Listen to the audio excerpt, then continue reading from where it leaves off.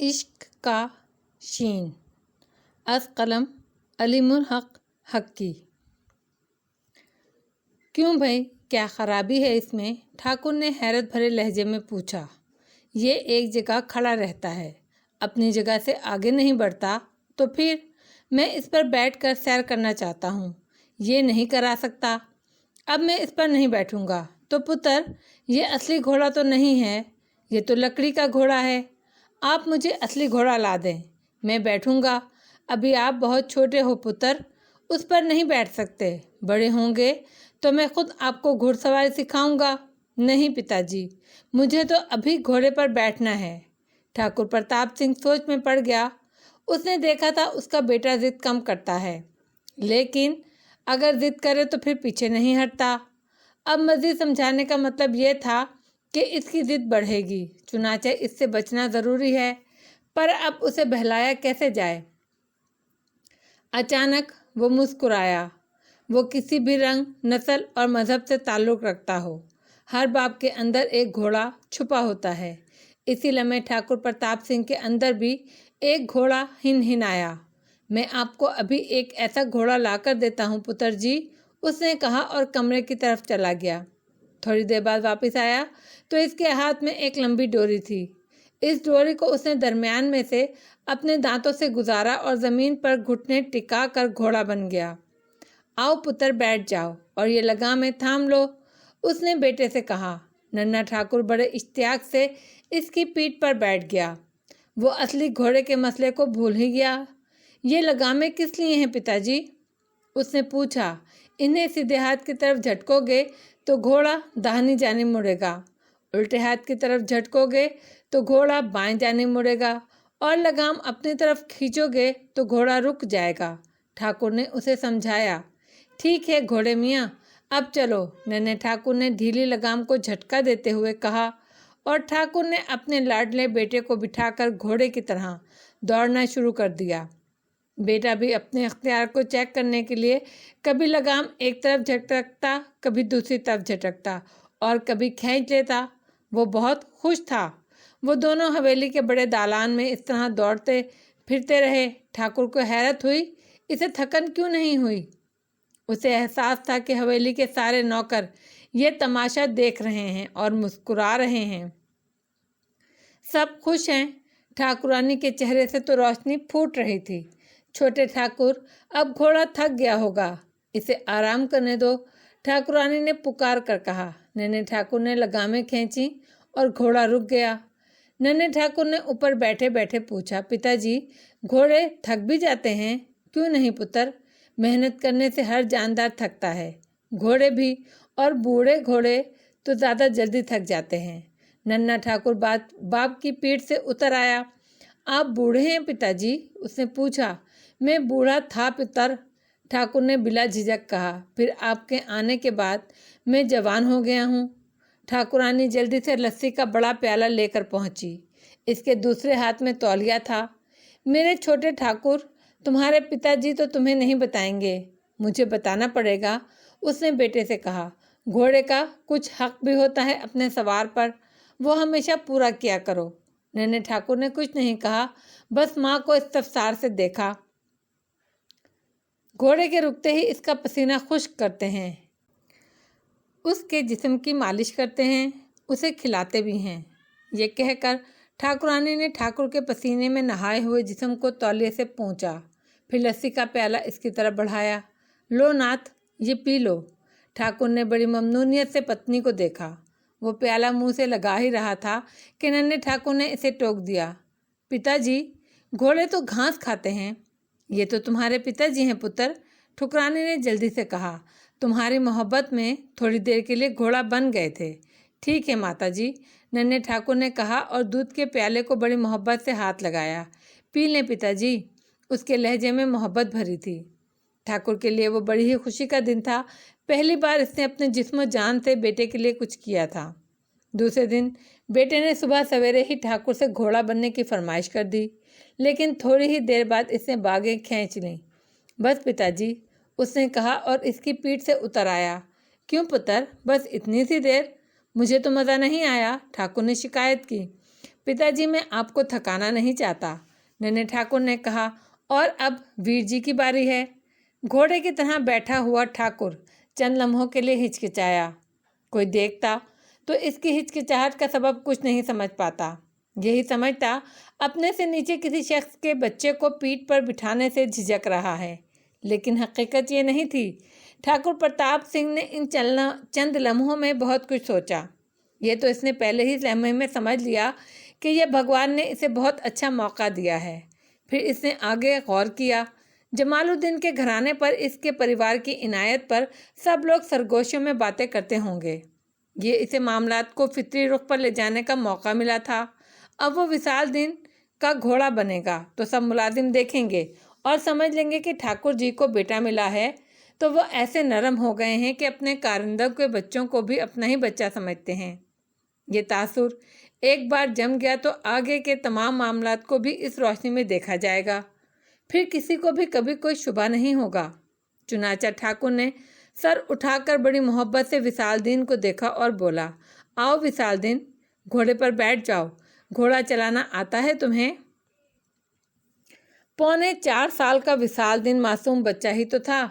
इतने छोटे बच्चे को किसी के मुकाम और मर्तबे का कहाँ पता होता है। और फिर वो अवतार सिंह के तमाम खिलौनों से खेलता रहा था, तो ये खिलौना क्यों छोड़ता? आता है ठाकुर जी, उसने गर्दन अकड़कर बड़े फख्र से कहा और ठाकुर जी की पीठ पर चढ़ गया। चलो घोड़े मियाँ, उसने अवतार सिंह की तरह आवाज़ लगाई। उधर ठाकुर ने दौड़ लगाई। उधर पूरी हवेली में हलचल मच गई। सबको पता चल गया कि ठाकुर जी जमालदीन के बेटे विशालदीन का घोड़ा बन गए हैं। सबसे पहले तो ठाकुरानी दौड़ी आई। वो मंजर देखकर वो बुत बनकर रह गई। ठाकुर जी से कुछ कहने की हिम्मत नहीं हुई, बस टुकर टुकर देखती रही। हमीदा ने ये सुना तो नंगे पांव दालान की तरफ लपकी।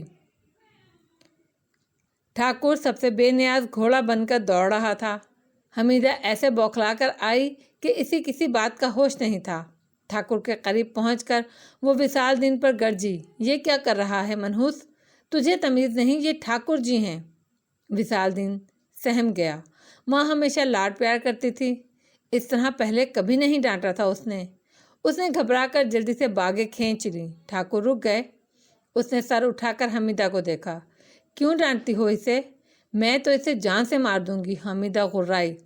फिर विशालदीन की तरफ पलटी। उतरता है कि नहीं?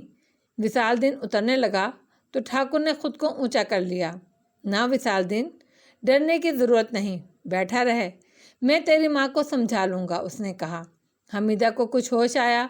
इसे यूँ सर न चढ़ाएं ठाकुर जी, ठाकुर ने तनबीही लहजे में दोहराया। ठाकुर जी ऐसे बात करते हैं भला? हमीदा इसकी बात समझ गई। सरगोशी में बोली, ये क्या करते हैं वीर जी? ठाकुर ने बुलंद आवाज़ में कहा ताकि सब मुलाजिम सुन लें। सुन हमीदा, तेरा बेटा मेरे अवतार सिंह का दोस्त है, इस नाते ये इसका हक़ है मुझ पर, और मैं अपने अवतार सिंह की बात कैसे टाल सकता हूँ? मगर ये गुस्ताखी है मालिक, हमीदा ने फिर बुलंद आवाज़ में कहा। इस पर ठाकुर ने खश्मगीन निगाहों से इसे देखा। लफ्ज़ मालिक सुनना उसे गवारा नहीं था। तू चिंता ना कर हमीदा, मैं खुद इसे उठाया है मैंने, ये मेरे हुक्म की तामील कर रहा है, और गुस्ताखी तो मेरा हुक्म ना मानने में होती है। तू भी मुझसे बहस ना कर, जा चली जा। ये कहकर ठाकुर ऊपर बैठे विशालदीन से मुखातिब हुआ। हाँ भाई, चला घोड़े को। मगर विशालदीन अब चौकड़ी भूल चुका था। वो समझ गया था इसने ज़रूर कोई गलती की है। वो बैठा तो रहा मगर उखड़ा उखड़ा था। 2 चक्रों के बाद ठाकुर ने उसे उतार दिया। ठाकुरानी तौलिया और लस्सी लेकर पहुंच गई। ये सच है, उस रोज़ ठाकुर ने सब लोगों को बहुत कुछ समझा दिया। मालिक के तेवर पहचानने वालों ने समझ लिया कि जमालदीन, हमीदा और विशालदीन कोई हैसियत रखते हैं और उन्हें इस हैसियत का ख्याल रखना है। उस रात हमीदा ने ये रुदात जमालदीन को सुना दी। जमालदीन परेशान हो गया। ये तो बहुत ही ख़तरनाक बात है हमीदा, उसने मुतवहश होकर कहा। हम लोग बरसों से आग से खेल रहे हैं, ये तो अल्लाह की मेहरबानी है, अब तक कोई नुकसान नहीं पहुंचा। ये सब कुछ तुमने शुरू किया है। मैंने क्या किया है? हमीदा ने भड़क कर कहा। छोटे ठाकुर को दूध पिलाने का शौक़ तुम्हें हुआ था, ये सब वहीं से शुरू हुआ है। तुम मर्द हो, मेरी मजबूरी क्या समझोगे? हमीदा बोली। लेकिन ये तो सोचो, सिर्फ मेरे चाहने से क्या होता है? छोटे ठाकुर ने खुद जिद बांध ली थी कि दूध मेरा ही पियेंगे। ये कहते हुए इसके लहजे में फ़ख्र था। अब ये तो अल्लाह की मर्जी ही थी, वरना इतने छोटे बच्चे ऐसी जिद नहीं करते। ये बात तो ठीक है, मगर आप परेशान क्यों हो? हमीदा ने कहा। अब ये भी बड़े ठाकुर खुद ही कर रहे हैं। वो तो ठीक है, मगर हमारे बेटे की आदतें बिगड़ जाएंगी और किसी दिन राजपूत का खून जोश मार गया तो क्या होगा? सोचो तो हमीदा, कुछ भी हो सकता है। मुझे अपनी फिक्र नहीं, लेकिन मेरा बेटा। हमीदा भी परेशान हो गई। डर तो मुझे भी लगता है, मगर हम क्या कर सकते हैं? अपने बेटे की तरबियत तो कर सकते हैं, इसे समझा तो सकते हैं कि अपनी हैसियत हमेशा याद रखे। वो सर चढ़ाएं तो भी ये ना चढ़े। कोई किसी को कुछ नहीं सिखा सकता, वक्त आप सिखा देता है। ऊपर से गिरेगा तो खुद ही समझ जाएगा। सिखाना तो होता है हमीदा, जमालदीन ने आह भर कर कहा, वरना अल्लाह तरबियत का हुक्म क्यों देता? मेरे आदमी बेखबरी में गिरें तो चोट लगती है, बहुत तकलीफ़ होती है। मैं नहीं चाहता कि मेरे बेटे को कोई तकलीफ़ हो। इसे गिरने के लिए हमेशा तैयार रहना होगा। पर यह सब कुछ इसे कैसे समझाओगे? ये तुम मुझ पर छोड़ दो। अब बेफिक्र होकर सो जाओ, मैं देख लूँगा, जमालदीन ने कहा और करवट बदल ली। जमालदीन पर हवेली के दरवाजे बहुत पहले खुल चुके थे। वो हवेली में जब चाहे आ सकता था, जब चाहे जा सकता था। इस पर कोई पाबंदी नहीं थी। ठाकुर के ख़ास कमरे में भी वो बग़ैर बताए जा सकता था। छोटे ठाकुर का पहला जन्मदिन बड़ी धूमधाम से मनाया गया था और उस रोज़ ठाकुर प्रताप सिंह ने अपने तमाम रिश्तेदारों पर वादे कर दिया था कि वो इस मुसलमान परिवार को अपने रिश्तेदारों से कम नहीं समझता। लेकिन जमालदीन ने इस रियायत से कभी इस्तेफादा नहीं किया था। वो अपनी खाल में रहने वाला आदमी था, जानता था कि आसानी अपने मुकाम में रहने पर है। इंसान की इनायत का कुछ एतबार नहीं, कौन जाने कब अताब में तब्दील हो जाए। चुनाचा वो कभी कभार ही हवेली में जाता था, मगर उस सुबह वो हमीदा और विसालदीन के साथ हवेली में चला गया। वो दोनों तो हर रोज़ हवेली में जाते थे। छोटे ठाकुर का दूध छुड़वा दिया गया था, मगर मामूल फिर भी बदला नहीं था। हैरत अंगेज बात यह थी कि दूध छुड़ाने पर छोटे ठाकुर ने बिल्कुल भी वावेला नहीं किया था, कोई जिद नहीं की थी। बस एक सुबह हमीदा ने इससे कहा, छोटे ठाकुर, अब आप खैर से बड़े हो गए हैं, अब आपको दूध नहीं पीना है। और तार सिंह की समझ में कुछ नहीं आया। वो बस टुकर टुकर अम्मा को देखता रहा। विसालदीन ने कहा, और क्या छोटे वीर, देखो मैं तो पहले ही माँ का दूध छोड़ चुका हूँ, अब मैं बड़ा हो गया हूँ ना। उसने पंजों के बल खड़े होकर कद ऊंचा करके दिखाया और तार सिंह ने भी इसकी नकल की और बड़ी तमानियत से बोला, जैसे अपने बड़े हो जाने का यकीन हो गया हो। ओह, अब मैं ऐसे दूध नहीं पीऊँगा अम्मा, उसने कहा। अंदाज ऐसा था, हमीदा ने इसकी बलाएं ले ली। फिर वो बोली, आपको भूख लग रही होगी छोटे ठाकुर, दूध नहीं पियेंगे? नहीं अम्मा, भूख तो लग रही है, पर मैं दूध नहीं पीऊँगा। दूध नहीं पियेंगे तो और बड़े कैसे होंगे? पर आप ही तो कह रही थी कि ठहरें, मैं आपको बताती हूँ अब आपको दूध कैसे पीना है। ये कहकर हमीदा चली गई। थोड़ी देर बाद ठाकुरानी के साथ वापस आई। उसके हाथ में चांदी का कटोरा था जिसमें दूध था। उसने कटोरा ठाकुरानी को दिया, ले मालकन, छोटे ठाकुर को दूध पिला दें। ठाकुरानी दूध पिलाने लगी तो नन्हे ठाकुर ने हाथ से कटोरे को परा कर दिया और बोला, अम्मा के हाथ से पीऊँगा। ठाकुरानी हंसने लगी, वक्त के बड़े पक्के हैं छोटे ठाकुर, ले हमीदा, ये वक्त तो तेरा ही है। हमीदा ने दूध पिला दिया। यूँ मामूल वही रहा, वक्त वही रहा, बस दूध पीने का अंदाज बदल गया। सो उस सुबह जमालदीन बीवी और बेटे के साथ हवेली में चला गया। इससे पहले हवेली में इतनी सुबह वो कभी नहीं गया था। उसने ठाकुरानी को बड़े अदब से सलाम किया। ठाकुरानी बड़े तपाक से मुस्कुराई, आओ जमालदीन, आज कैसे रास्ता भूल पड़े? तुम तो कभी आते ही नहीं। बस मालकन, मसरूफियत ही इतनी है, ज़मीन फुर्सत ही नहीं देती। जलपान करोगे? कुछ लाऊं? शुक्रिया मालकन, अभी रास्ता करके निकला हूँ। ठाकर जी तो अपने कमरे में हैं और रास्ता तुम्हें मालूम है, ठाकुरानी ने कहा। उसने ये नहीं कहा कि ठाकुर जी सो रहे हैं।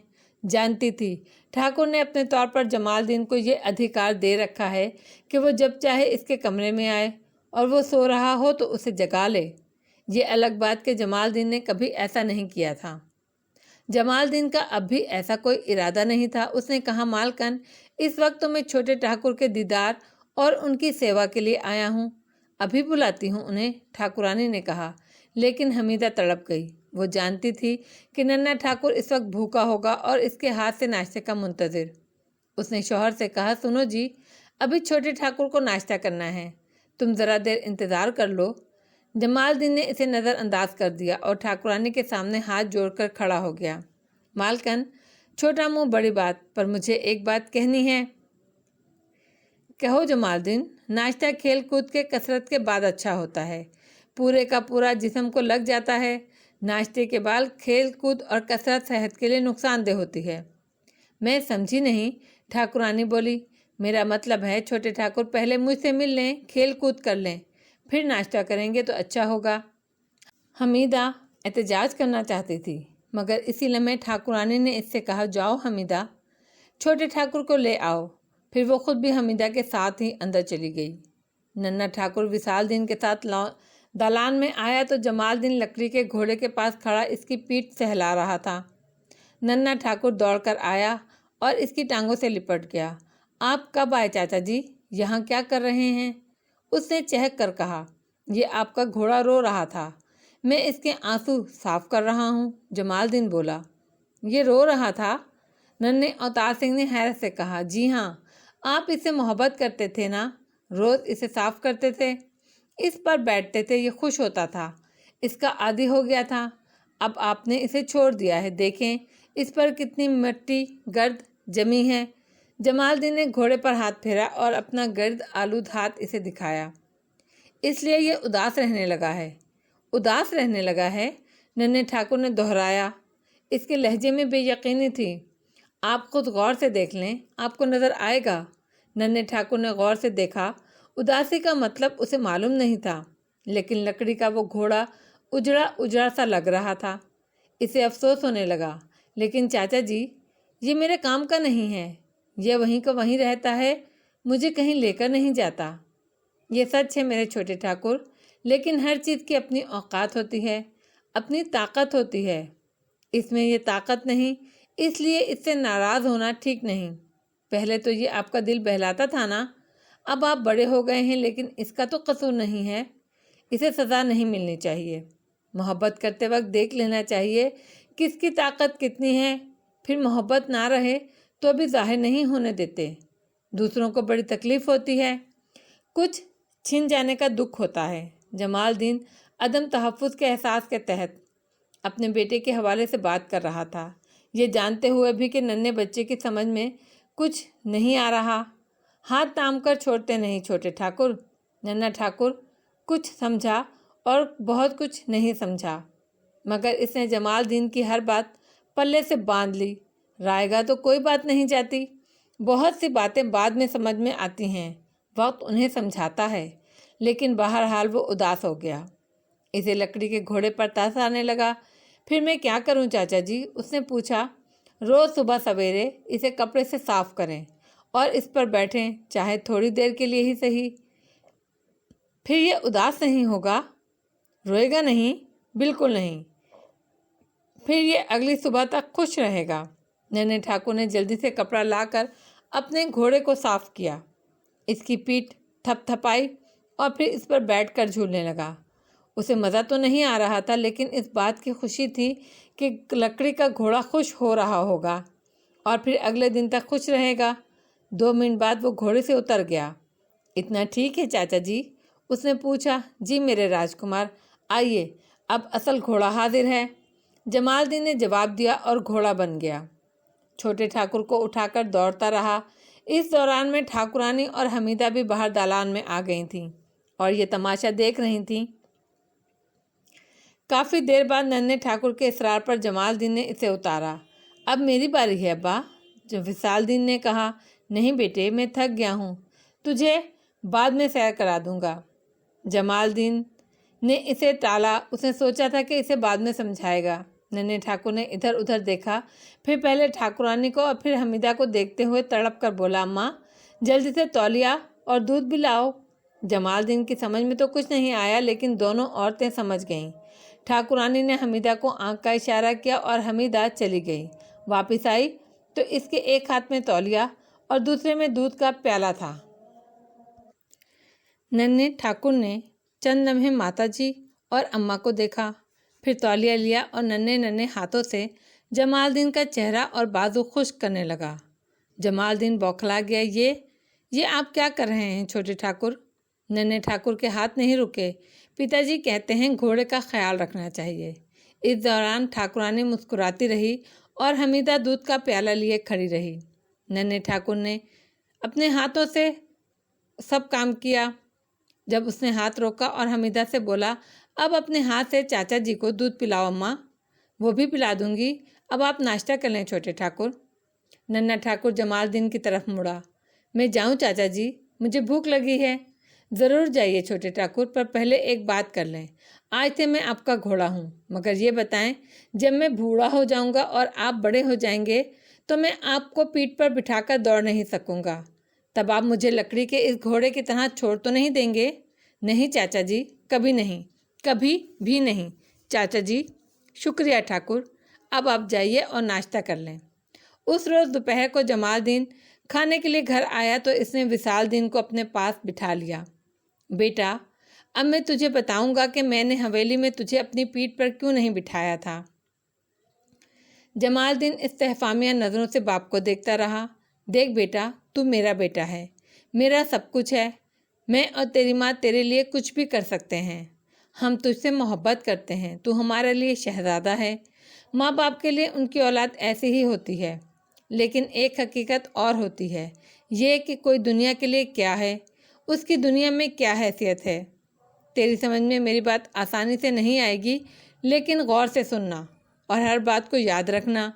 आदमी को अपनी हैसियत, अपनी जगह और हर हाल में याद रखनी चाहिए। कोई इससे बढ़कर समझे तो ये उसकी मेहरबानी, उसका एहसान, और बंदे को कभी एहसान नहीं भूलना चाहिए।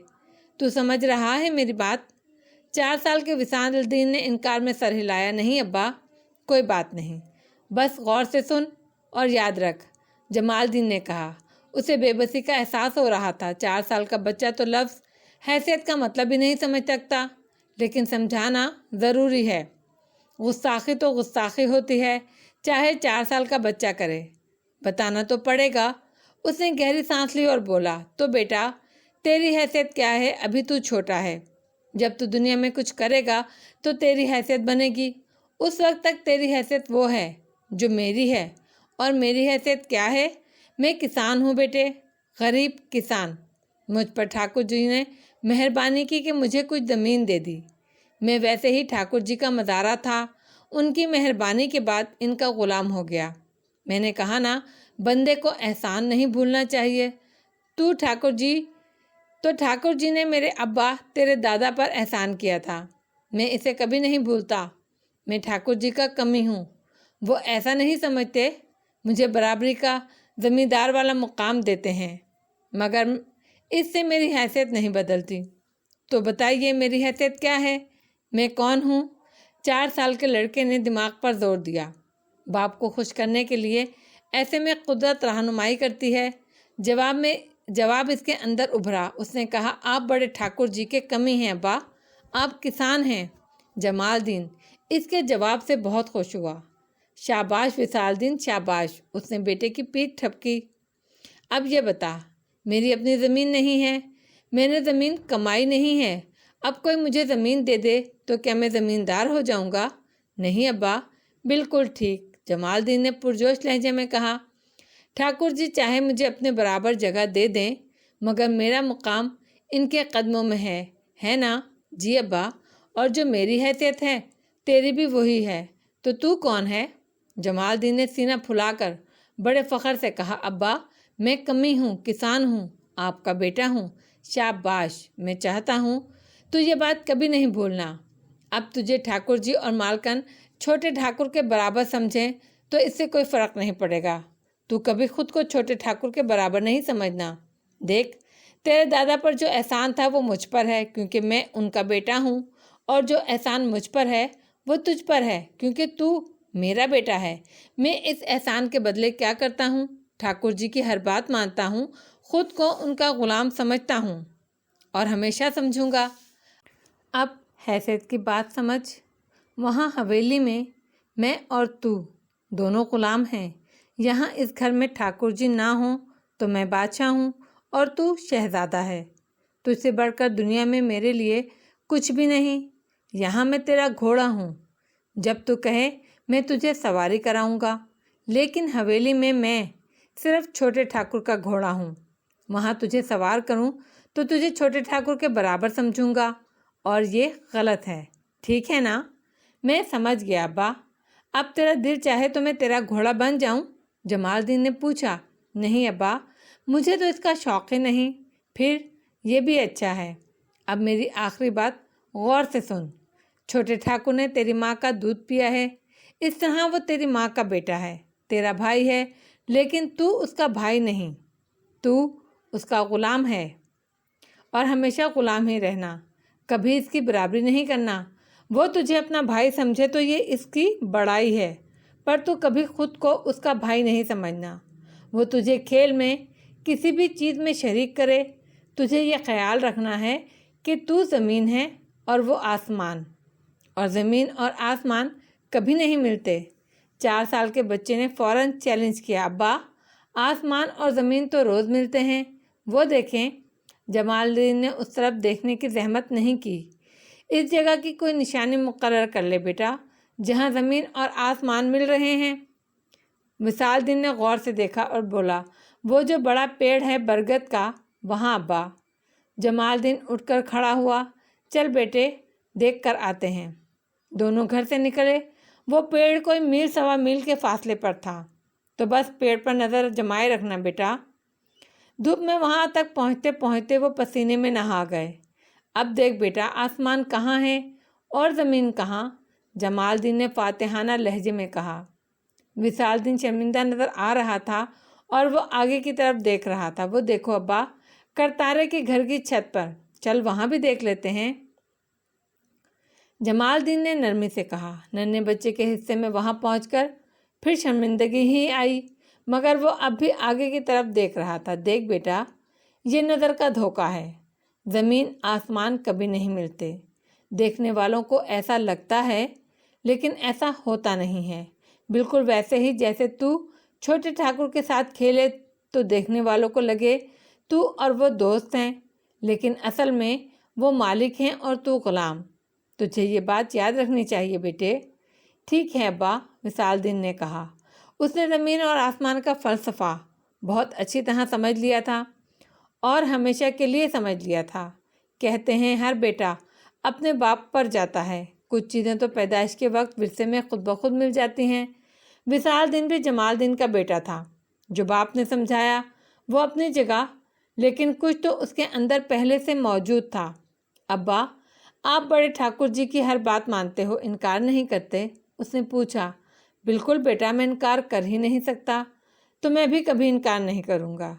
यही तो समझा रहा हूँ तुझे। वो घोड़ा बने और मुझसे बैठने को कहें तो? अब जमालुद्दीन लाजवाब हो गया। ठीक है, पर अपनी हैसियत हमेशा याद रखना, उसने उलझे हुए दिल से कहा। वो तीसरा साल था कि ठाकुर फसलों की आमदनी में जमालुद्दीन का हिस्सा लेकर इसके घर आया था। उसने रकम की पोटली जमालुद्दीन को देते हुए कहा, तुम कब तक अपने हिस्से का काम मुझसे करवाते रहोगे जमालुद्दीन? अब मुझे हल्का कर दो। जमालुद्दीन के पास इसका कोई जवाब नहीं था। वो पोटली हाथ में लिए नज़रें झुकाए बैठा रहा। तुम तो कुछ बोलते ही नहीं भाई। अपनी ज़मीनों का इंतज़ाम आप संभालो ना, मुझे ये सब कुछ आता ही नहीं ठाकुर जी, जमालुद्दीन ने दबी ज़बान में कहा। चलो ठीक है, मगर ये तो बताओ इस पैसे का क्या करते हो? कुछ भी नहीं, संदूक में रख देता हूँ ठाकुर जी। अब ये ना कहना तुम्हें ये पैसा खर्च करना नहीं आता। सच है ठाकुर जी, मुझे ये भी नहीं आता। ये कौन सा मुश्किल काम है? अच्छा सा मकान बनवाओ, माल मवेशी खरीदो, मेरी बहन के लिए जेवर गहना बनवाओ। अब तुम्हारे पास कमी तो नहीं है? नहीं ठाकुर जी, अब तो ज़्यादती है जी। मकान की ज़रूरत नहीं। ये मकान काफ़ी है हमारे लिए। अब्बा के साथ यहाँ बरसों रहा हूँ। ये अब्बा की निशानी है। तो ज़मीन की कमी नहीं तुम्हारे पास। किसी दूसरी जगह मकान बनवा लो। हम यहाँ खुश हैं ठाकुर जी। तो दूसरा मकान किसके लिए बनवाऊँ? और माल मवेशी रखूँ तो अकेली जान कैसे देखभाल करूँगा उनकी? नौकर मुलाजिम रख लेना। नहीं ठाकुर जी, मैं न खुद को नौकर हूँ समझता हूँ। यह काम मेरे लिए अच्छा नहीं। हमीदा को ज़ेवर से दिलचस्पी नहीं। ठाकुर को हैरत हुई। वो जानता था कि अब जमालदीन के पास लाखों रुपए हैं, जायदाद है, लेकिन वो वहीं का वहीं है। इसमें ऊपर जाने की लगन थी ही नहीं। कोई दूसरा होता तो अब तक ठाकुर के मुकाबले में खड़ा हो चुका होता। उसने ये बात जमालदीन से कह भी दी। मैं आपके साए में रहना चाहता हूँ ठाकुर जी। मुझे बड़ा नहीं बनना। जैसा मुझे रब ने बनाया है मैं वैसा ही अच्छा हूँ। जमालदीन ने कहा, जो ज़मीन आपने मेरे अब्बा को दी थी वो हमारी ज़रूरत के लिए काफ़ी है। बाकी सब कुछ तो मैंने सिर्फ आपकी खुशी के लिए रखा है, वरना उसकी ज़रूरत नहीं थी। इतना मानता है मुझे? ठाकुर ने बहुत गौर से देखा। इतना मानता हूँ ठाकुर जी कि बता नहीं सकता। जमालदीन ने कहा, आपके हुक्म पर मैं कुछ भी कर सकता हूँ। जान भी हाजिर है। ठाकुर चंद लम्हे सोचता रहा, फिर बोला, अच्छा मैं कहूँ नमाज छोड़ दे तो तू नमाज छोड़ देगा? नहीं ठाकुर जी, नहीं छोड़ूंगा। तो फिर क्या मानता है मुझे? हर एक का अपना मुकाम है ठाकुर जी। अल्लाह का हुक्म सबसे ऊपर है। इसके हुक्म पर तो आदमी दूसरों को मानता है। उनमें से हर एक का मुकाम समझता है। जैसे आपके मुकाबले में मैं किसी और की बात नहीं मानूंगा, वैसे ही अल्लाह के मुकाबले में आपकी बात नहीं मानूंगा। ठाकुर के तजस्सुस की कोई हद नहीं थी। इसने जमालदीन को हमेशा वफादारी, आजिज़ी और फर्माबरदारी में लिपटा देखा था। ये पहला मौका था कि वो इसकी आंखों में आंखें डालकर बात कर रहा था और इसने साफ इनकार किया था। ये क्या बात हुई जमालदीन? अल्लाह सबसे बड़ा है ठाकुर जी। सब कुछ उसी के हुक्म से है और ये अपना हुक्म ना मानने की सज़ा मैं तुझे यहाँ से निकाल दूँ तो? मैं यहाँ से चला जाऊँगा ठाकुर जी। जमालदीन ने ठाकुर की आंखों में देखते हुए कहा, अल्लाह की ज़मीन बहुत बड़ी है और जो तेरे अपने गांव में ज़मीन तेरे बाप पर तंग हुई थी तो किसने उसे सहारा दिया था? आपने। तो तुझे अल्लाह के मुकाबले में मेरा हुक्म नहीं मानना चाहिए? ठाकुर ने बेहद रिसान से कहा, नहीं ठाकुर जी, आपको अल्लाह ने हमारा वसीला बनाया था। आपके दिल में हमारी मदद का ख्याल अल्लाह ने डाला था। हमें तो पहले अल्लाह का हुक्म मानना है। और मैं तुझे यहाँ से निकाल दूँ तो तुम लोग भूखे नहीं मर जाओगे? नहीं सरकार, अल्लाह रिस्क देने वाला है। तुझे ये यकीन कैसे है? अल्लाह ने रिस्क का वादा फरमाया है ठाकुर जी। और देख लें, कहीं काल पड़ जाए तो लोग भूख से मरते हैं। ये अल्लाह का कहर है, वरना कहीं भूख से कोई मरता। और फिर हम जानते हैं कि ज़िंदगी और मौत अल्लाह के हाथ है। मरना है तो मरना है। ये तो ईमान है हमारा ठाकुर जी। ठाकुर बहुत हैरान था। उसने देखा था कि राजपूत आन की खातिर भगवान से भी इनकार कर देते हैं। उसने ये भी देखा था कि ज़रा से फ़ायदे के लिए भगवान के हुक्म का इनकार कर दिया जाता है। फिर ये जमालदीन किस मिट्टी का बना है? पहली बार इसके दिल की गहराइयों में मुसलमान की इज्जत पैदा हुई। उसने सोचा, अरे ये तो हमसे बढ़कर असूल के पक्के हैं। छोड़ इन बातों को जमालदीन, उसने मुस्कुराते हुए कहा। मैं तुझे यूं ही आजमा रहा था, लेकिन मैं चाहता हूँ कि तू अच्छी तरह रहे। अब पैसे की तो कमी नहीं है तुझे। तू बड़ा ज़मींदार है, तुझे शान से रहना चाहिए। सारी शान उस रब की है ठाकुर जी। जमालदीन ने आसमान की तरफ उंगली उठाते हुए कहा, मेरे लिए तो ऊपर वो है और नीचे आप हैं। अच्छा, मैं चलता हूँ फिर जमालदीन। ठाकुर उठकर खड़ा हुआ।